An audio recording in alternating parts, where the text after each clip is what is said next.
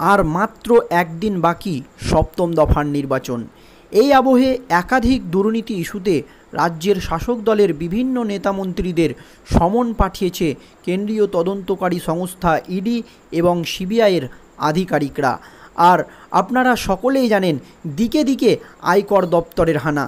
কেন্দ্রীয় তদন্তকারী সংস্থা সিবিআই এবং ইডি সপ্তম দফার ভোটের আগে কিন্তু একেবারে সক্রিয় হয়ে উঠেছে।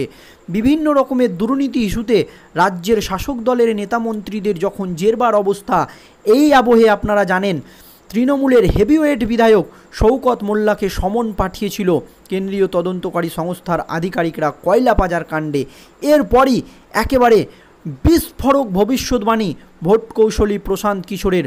সপ্তম দফা নির্বাচনের একেবারে আগ মুহূর্তে একেবারে বাংলা নিয়ে বিস্ফোরক ভবিষ্যৎবাণী করেছেন তিনি। এছাড়াও আমাদের দেশের স্বরাষ্ট্রমন্ত্রী কি জানিয়েছেন এবং তার সঙ্গে ভোট কৌশলী প্রশান্ত কিশোরের কি মতামত, একেবারে বিস্তারিত আপনাদেরকে জানাবো। 4ই জুন কি ফলাফল হবে? এনডিএ জোট কি 400 পার করতে পারবে, কি তার থেকেও কি বেশি আসন পেতে চলেছে? 6 দফা ভোটের পর আত্মবিশ্বাসী গেরুয়া শিবিরের চাণক্য এবং কেন্দ্রীয় স্বরাষ্ট্রমন্ত্রী অমিত শাহ 1 জুন সপ্তম দফার আগে ভবিষ্যৎবাণী করেছেন কেন্দ্রীয় স্বরাষ্ট্রমন্ত্রী অমিত শাহ। শীর্ষ নেতার দাবি, বাংলাসহ পূর্ব ভারতে দুরন্ত ফলাফল করতে চলেছে বিজেপি। দক্ষিণ ভারতেও বিরোধীদের চমকে দেবে গেরুয়া শিবির। কোথায় কত আসন পাবে বিজেপি, কি বলেছেন অমিত শাহ? এনডিটিভিকে দেওয়া সাক্ষাৎকারে কেন্দ্রীয় স্বরাষ্ট্রমন্ত্রী অমিত শাহ বলেন, বাংলায় আমরা এগিয়ে থাকব। 42 আসনের মধ্যে 25 থেকে 30টি আসনে জয় পাবে বিজেপি, একথা নিজে মুখে জানিয়েছেন কেন্দ্রীয় স্বরাষ্ট্রমন্ত্রী অমিত শাহ। উড়িষ্যা থেকে 21 লোকসভা আসনের মধ্যে 17টিতে জিতবে বিজেপি। অন্যদিকে বিধানসভায় 147টি আসনের মধ্যে 75টিতে জয় পাবে গেরুয়া শিবির। দক্ষিণ ভারত নিয়ে এই রকমই আত্মবিশ্বাসী শাহের। তিনি বলেন, তেলেঙ্গানায় 17টির মধ্যে 10টি আসন জিতব আমরা। অন্ধ্রপ্রদেশেও জোট সরকার গড়তে চলেছে।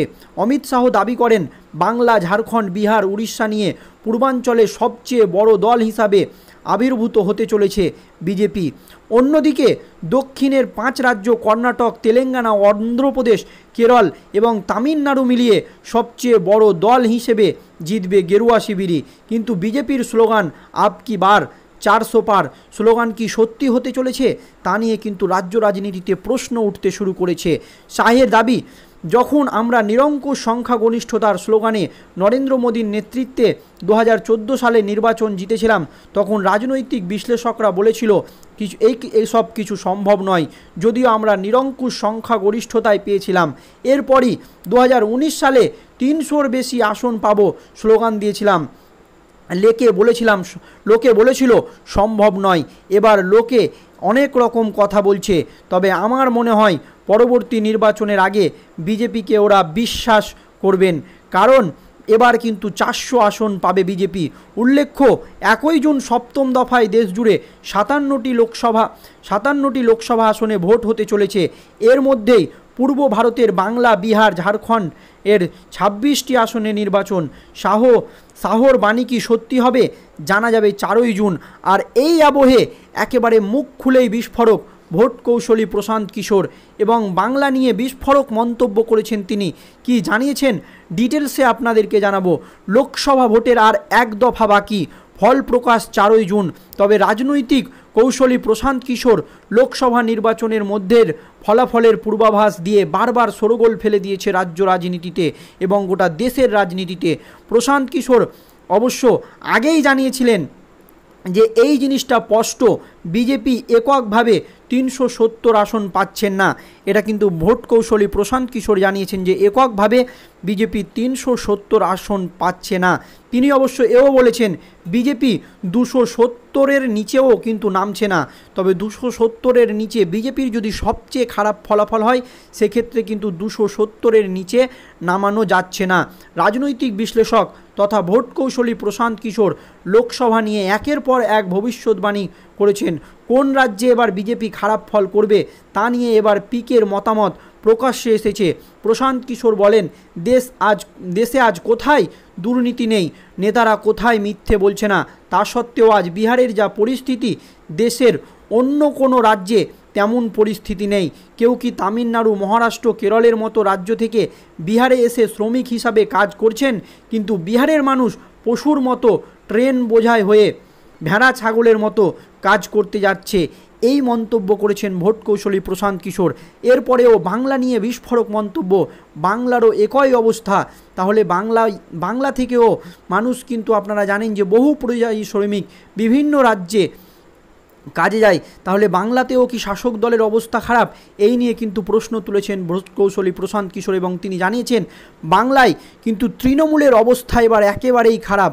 বাংলায় একক বৃহত্তম দল হতে চলেছে বিজেপি এবং বিভিন্ন রকম দুর্নীতির কারণেই বাংলায় কিন্তু ব্যাপকভাবে ভালো ফলাফল করবে বিজেপি। এছাড়াও প্রশান্ত কিশোর স্পষ্ট করে জানিয়ে দিয়েছেন 370 আসন বিজেপি হয়তো পাবে না, 270 আসনের নিচেও নামবে না। বিজেপি 2019 সালে 303টি আসন জিতেছিল, এবার তার আশেপাশে থাকতে পারে তার জেতা আসনের সংখ্যা। তবে দেখতে হবে 2019 সালে কোন কোন এলাকা থেকে তারা বেশি আসন পেয়েছিল। 303টির মধ্যে 250টি আসন ছিল উত্তর পশ্চিমের রাজ্যগুলি থেকে। এই রাজ্যগুলিতে কি 50টির বেশি আসনে হারের মুখ দেখতে পাবে বিজেপি? এই সব বিষয়গুলি খতিয়ে দেখা প্রয়োজন, এমনই মনে করেছেন ভোট কৌশলী প্রশান্ত কিশোর। এখানেই তিনি থামেননি। প্রশান্ত কিশোর পূর্ব এবং দক্ষিণের রাজ্যগুলি যেমন বিহার, উড়িষ্যা, বাংলা, তামিলনাড়ু, তেলেঙ্গানা, কেরল, অন্ধ্রপ্রদেশে বিজেপির কাছে 50টি আসন রয়েছে। পিকের কথায় এর মধ্যে কয়টি রাজ্যে বিজেপির আসন সংখ্যা বাড়তে পারে তার বক্তব্য, এবং রাজনৈতিক বিশ্লেষক যোগেন্দ্র যাদব যেমনটা মনে করেছেন 272টি আসন নাও পেতে পারে বিজেপি, 268টাতেই থেমে যেতে পারে পদ্ম শিবির। তবে বিজেপি ক্ষমতায় ফিরছে এটা নিশ্চিত, এই ভবিষ্যৎবাণী করেছেন আরও একজন রাজনৈতিকবিদ যোগেন্দ্র যাদব। তবে বাংলা নিয়ে ভোট কৌশলী প্রশান্ত কিশোরের ভবিষ্যৎবাণী সন্দেশখালি থেকে শুরু করে আপনার একাধিক দুর্নীতি, রেশন নিয়ে দুর্নীতি, এছাড়াও আপনার শিক্ষক নিয়োগ দুর্নীতি, এই সমস্ত দুর্নীতির কারণে বাংলায় কিন্তু পিছিয়ে রয়েছে রাজ্যের শাসক দল তৃণমূল কংগ্রেস। বাংলা নিয়ে এর আগেও ভবিষ্যৎবাণী করেছিলেন ভোট কৌশলী প্রশান্ত কিশোর এবং তিনি বলেছেন বাংলায় একক বৃহত্তম দল হতে চলেছে বিজেপি এবং বাংলায় চমকপ্রদ ফলাফল করতে চলেছে বিজেপি। কথা কিন্তু তিনি আবারও মনে করিয়ে দিলেন বাংলার মুখ্যমন্ত্রী মমতা বন্দ্যোপাধ্যায়কে।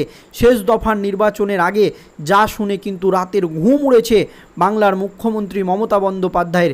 এছাড়াও আপনারা সকলেই জানেন ইতিমধ্যেই শেষ দফার নির্বাচন আগে একাধিক দুর্নীতি ইস্যুতে রাজ্যের শাসক দলের হেভিওয়েট নেতা মন্ত্রীদের আবারও নাম জড়িয়ে গিয়েছে এবং বিতর্ক উস্কে গিয়েছে।